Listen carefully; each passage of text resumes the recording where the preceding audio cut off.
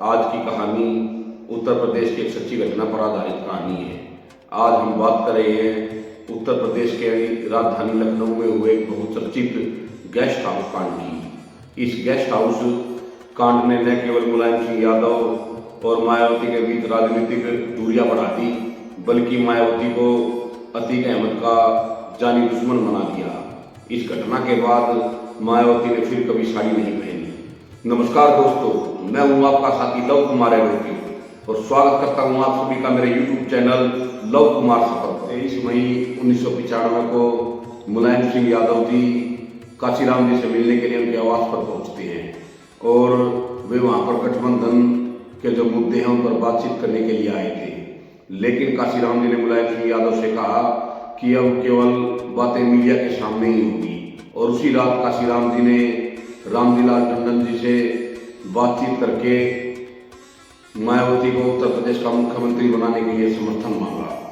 और 1 जून 1995 को मायावती जी उस समय के जो गवर्नर थे मोतीलाल वोरा जी उनसे मिली और उनको मिलकर के उन्होंने 3 पत्र उनके सामने पेश किए। पहला पत्र एक अथॉरिटी लेटर था जिसके तहत मायावती जी को बहुजन समाज पार्टी के लिए सभी फैसले लेने के लिए अथॉराइज किया गया था, तथा दूसरे पत्र में समाजवादी पार्टी को जो समर्थन दिया गया था उस समर्थन को वापस लेने का ऐलान किया गया था और वे कारण भी बताए गए थे कि जिनके तहत समर्थन वापस लिया जा रहा है। तथा तीसरे पत्र में मायावती जी के द्वारा उत्तर प्रदेश के अंदर बहुजन समाज पार्टी की जो सरकार थी उसको बनाने का दावा किया गया था। साथ में Janata Dal, BJP, Congress, communist party तथा बहुजन समाज पार्टी के जो 282 विधायक थे जिन्होंने मायावती जी को मुख्यमंत्री बनाने के लिए समर्थन दिया था, उनकी लिस्ट भी साथ में थी। बीएसपी पार्टी ने समाजवादी पार्टी से समर्थन वापस लिया था। उसी रात लखनऊ के अंदर बहुत बड़े लेवल पर प्रशासनिक फेरबदल किया जाता है और ओपी सिंह को वरिष्ठ अधिकारी बनाकर लखनऊ लाया जाता है। जो ये ओपी सिंह थे ये मायावती जी से काफी नाराज थे क्योंकि मायावती जी ने लगातार 2 बार इनका ट्रांसफर करवा दिया था। समय की हिंदुस्तान टाइम्स की जो स्थानीय संपादक थी सुनीता एलन जी, वो लिखती हैं कि जिस समय यह दंगा शुरू हुआ उस समय मायावती जी गेस्ट हाउस में मौजूद नहीं थी, वो किसी सीक्रेट मिशन पर गई हुई थी। बाद में वे गेस्ट हाउस में पहुंचती हैं और आते ही कमरा नंबर 2 में चली जाती है और कॉन्फ्रेंस हॉल में सभी विधायक मौजूद होते हैं। तभी अचानक से समाजवादी पार्टी के कुछ विधायक और समर्थक आकर जोर जोर से नारा लगाना शुरू कर देते हैं और एकदम से माहौल गर्म हो जाता है। तब बीएसपी के विधायक कॉन्फ्रेंस हॉल का दरवाजा बंद कर लेते हैं, लेकिन समाजवादी पार्टी के समर्थक और विधायक उस कॉन्फ्रेंस हॉल के दरवाजे को तोड़कर अंदर आ जाते हैं और कुछ विधायकों को जबरदस्ती अगवा करने का प्रयास करते हैं। जिन विधायकों को अगवा किया जाता है उन्हें मुख्यमंत्री आवास पर लाया जाता है और उन्हें बीएसपी के राज बहादुर ग्रुप की सदस्यता लेने के लिए कहा जाता है। अगवा किए विधायक इतने डर जाते हैं कि वे तुरंत ही उनका कागजों पर साइन कर देते हैं।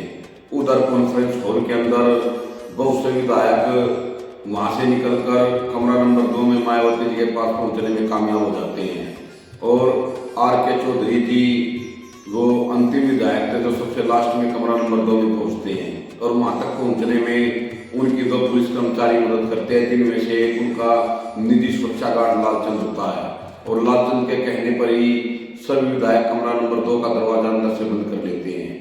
अचानक समाजवादी पार्टी के समर्थक और विधायक कमरा नंबर 2 के गेट पर पहुंच जाते हैं और जोर जोर से कमरे के दरवाजे को पीटना शुरू कर देते हैं और अंदर मौजूद विधायकों और मायावती जी को गंदी गंदी गालियां देना शुरू कर देते हैं और मायावती को बाहर निकाल कर मारने की धमकी देते हैं। मायावती को समाजवादी पार्टी के जो दंगाई थे, समर्थक थे, उनसे बचाने में 2 पुलिस वालों की भूमिका बड़ी महत्वपूर्ण रही है।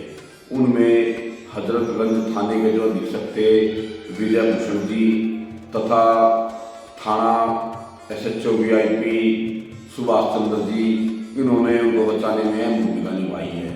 दोनों अधिकारी जो जूनियर थे और वे समाजवादी पार्टी के दंगाइयों को पीछे धकेलने में कामयाब रहे।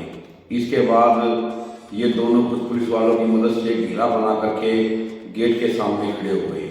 उस समय मौके पर जो वरिष्ठ पुलिस अधीक्षक थे वो सिंह भी वहाँ पर मौजूद थे, लेकिन उन्होंने दंगाइयों को रोकने का कोई प्रयास न किया, बल्कि वहाँ पर वे सिगरेट पीते हुए दिखाई दी। उस समय के जिलाधिकारी वहाँ पर मौके पर पहुँचते हैं और वे वहाँ पर लाठीचार्ज का सहारा लेकर जो समाजवादी पार्टी के जो समर्थक थे, जो विधायक नहीं थे, सबसे पहले उन्हें बाहर निकलवाते हैं। उसके बाद जो समाजवादी पार्टी के विधायकों को वहाँ से बाहर निकलवाते हैं। लगातार जिलाधिकारी के पास मुख्यमंत्री आवास से फोन आ रहे थे और समाजवादी पार्टी के समर्थक और विधायकों पर कार्रवाई न करने की बात कही जा रही थी, लेकिन वे किसी की नहीं सुनते। और बाद में वे मायावती जी को बार बार आश्वासन देते हैं कि भीड़ को कंट्रोल कर लिया गया, सुरक्षित बिल्कुल भी चिंता ना करें। लेकिन मायावती जी और अंदर मौजूद जो विधायक थे वे दरवाजा नहीं खोलते। बाद में देर रात को दरवाजा खोला जाता है, तब मायावती जी को और उन विधायकों को वहाँ से सुरक्षित बाहर निकाला जाता है। इसके बाद उस जिलाधिकारी का उसी रात को ट्रांसफर कर दिया जाता है। दोस्तों, बाद में मायावती जी ने जो अपनी बुक लिखी है उसमें उन्होंने लिखा कि उस रात मुलायम सिंह यादव जी का जो क्रिमिनल चरित्र था, जो वो सामने आया था कि कैसे उन्होंने अपने राजनीतिक स्वार्थ के लिए मुझे मारने की साजिश रची थी।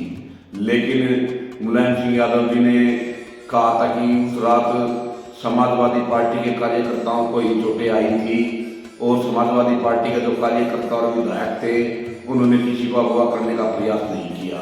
वहाँ केवल उनके द्वारा केवल नारेबाजी की गई थी।